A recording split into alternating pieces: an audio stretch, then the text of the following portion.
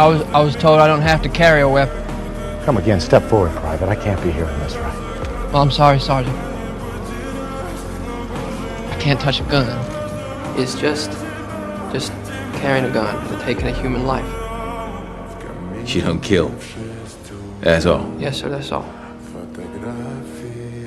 It isn't right that other men should fight and die, that I would just be sitting at home safe. I need to serve. I got the energy and the passion to serve as a medic. Right in the middle with the other guys, no less danger, just while everybody else is taking life, I'm gonna be saving it. You're supposed to begin that assault 10 minutes ago.